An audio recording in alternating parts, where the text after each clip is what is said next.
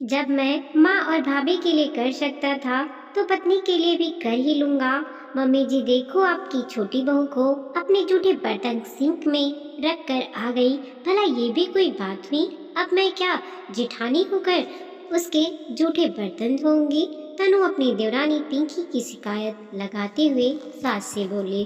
सुनकर सास सरला जी ने छोटी बहू पिंकी को आवाज देकर बुलाया। छोटी बहू, जरा मेरे कमरे में आना तो।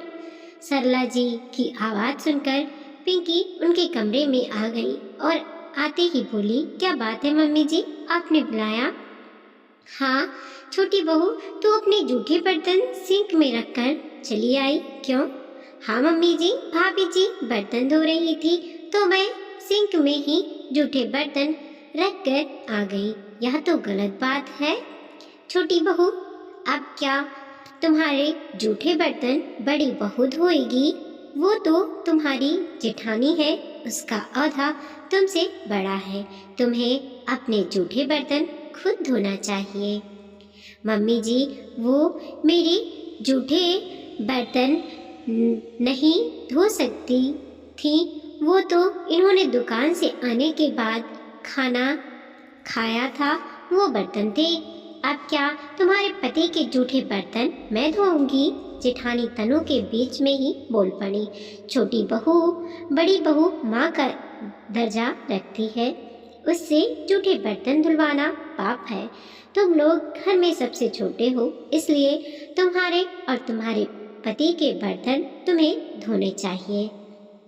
आइंदा इस बात का ध्यान रखना कि अपने जूठे बर्तन सिंक में ना छोड़ो।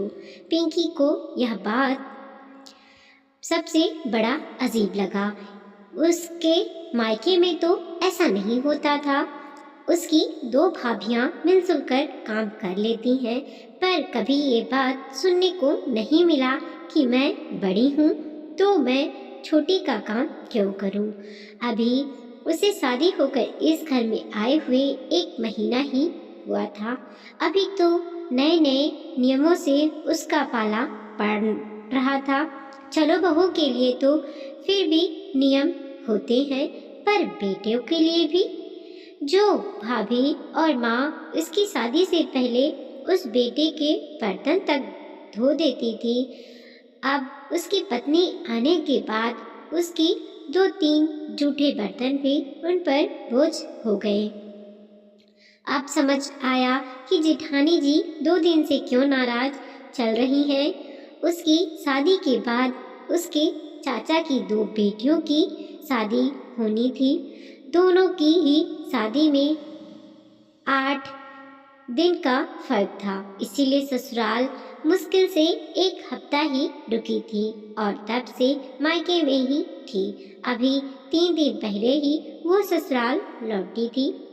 जिस दिन लौटकर आई थी उस दिन तो सुधीर और उसने उसके मायके ही खाना खाया था, लेकिन दूसरे दिन नाश्ता वगैरह करके बर्तन उसने सिंक में ही रख दिए थे। सुबह के बर्तन जेठानी जी ने ही धोए थे, क्योंकि घर की साफ सफाई पिंकी ने की थी। पर तब से तनु नाराज सी लग रही थी, पर आज नाराजगी का कारण भी पता चल ही गया। पर वह क्या ही कहती, इसीलिए चुपचाप रसोई में आ गई और सुधीर के जूठे बर्तन धोकर रख दिए। दूसरे दिन सुबह का खाना पिंकी ने बनाया। तब तनु घर की साफ सफाई में लगी हुई थी। सबको नाश्ता वगैरह कराकर पिंकी अपने कमरे में आई तो देखा कमरे में झाड़ू पोछा नहीं हुआ था, जबकि पूरे घर में साफ सफाई हो चुकी थी। उसने तनु से पूछा, भाभी, मेरे कमरे में झाड़ू पोछा नहीं लगाया क्या? अरे, तुम्हारे कमरे में मैं भला साफ सफाई क्यों करने लगी? मैं तुम्हारी जेठानी हूँ और औहदे में तुमसे बड़ी हूँ। वो तुम्हारा कमरा है, उसकी सफाई तुम करो। अब क्या तुम्हारे कमरे का झाड़ू पोछा भी मैं ही करूँगी?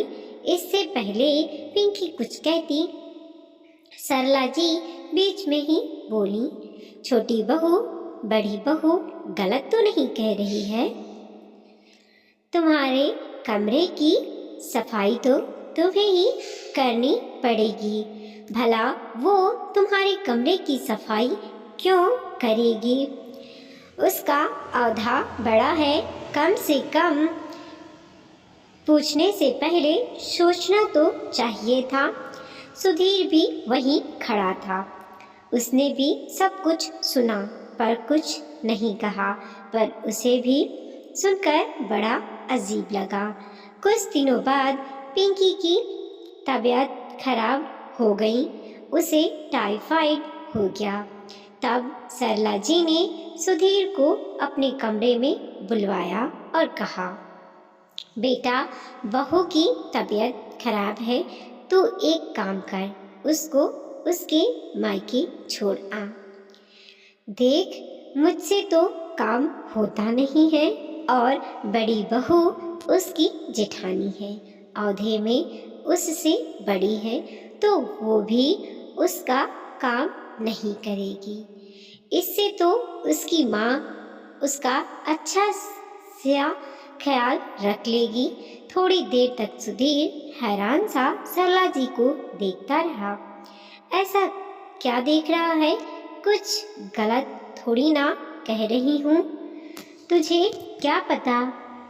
जाकर रसोई में देख, तेरी भाभी ने तेरे और तेरी पत्नी के जूठे बर्तन निकाल कर अलग रख दिए हैं, यह कहकर कि वह तुम्हारे जूठे बर्तन नहीं धोएगी। भला वो क्यों काम करेगी तुम्हारा? सुनकर सुधीर बड़ा हैरान रह गया। अभी कुछ महीने पहले तक तो मम्मी और भाभी दोनों मिलकर काम करती थी। उसकी पत्नी को आते ही मम्मी की उम्र हो गई और उससे काम नहीं होता। रही बात भाभी की, तो वो कई बार भाभी की घर के कामों में मदद तक करवाता था, लेकिन आज उसकी पत्नी के मदद के लिए कोई नहीं।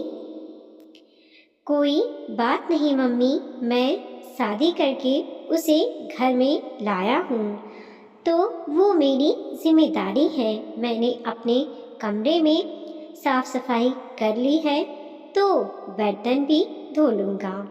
जिंदगी के सफ़र में कई हारी बीमारी लगी रहेगी, कल को बच्चे भी होंगे, तब भी उसे सेवा की ज़रूरत पड़ेगी। हर बार तो उसे मायके नहीं भेज सकता, पर आप फिक्र मत करो, मैं अपनी पत्नी की सेवा खुद ही कर लूँगा। तू अपना काम संभालेगा या उसकी सेवा करेगा? और कोई काम नहीं है क्या तेरे पास? मम्मी, जैसे भी मैनेज होगा कर लूँगा। जब भाभी की डिलीवरी हुई थी, तब भी तो मैं घर की साफ सफाई करके ही जाता था और वापस आकर आपकी रसोई में मदद भी करवाता था, तो अब करने में क्या हर्ज है? माँ और भाभी के लिए कर सकता था, तो पत्नी के लिए भी कर ही लूँगा। लेकिन आगे से इस बात का ध्यान ज़रूर रखूँगा कि मेरी पत्नी भी अब किसी का काम नहीं करेगी। कहकर सुधीर कमरे से निकल गया।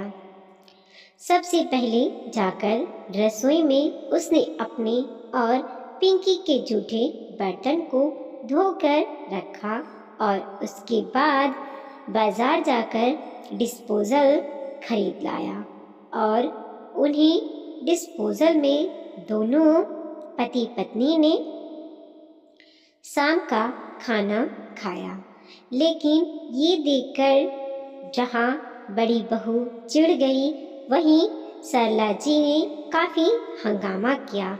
ऐसे हंगामे को देखकर पिंकी को रोना ही आ गया। आखिर ऐसी अशांति में पिंकी कैसे रहती, उसे भी आराम की ज़रूरत थी। इसीलिए थक हार कर सुधीर उसे उसके मायके छोड़ आया। जब पिंकी ठीक होकर वापस आई तो घर में वापस वही हालात हो गए। आखिर थक हार कर सुधीर और पिंकी अपने आप ही अलग हो गए। हालांकि सब तरफ बुराई छोटे बहू बेटी की ही हुई कि बेटा बहू के आने के बाद बदल गया और बहू ने आते ही घर तोड़ दिया, लेकिन अपनी कमी किसी को नजर नहीं आई। लेकिन सुधीर और पिंकी भी लोगों के सवालों का जवाब देने से बेहतर अपने में मस्त रहना पसंद करते हैं। वीडियो को लाइक कीजिए, कमेंट कीजिए और अपने दोस्तों के साथ ज़रूर शेयर कीजिए। चैनल पर नए हैं प्लीज़ सब्सक्राइब कीजिए।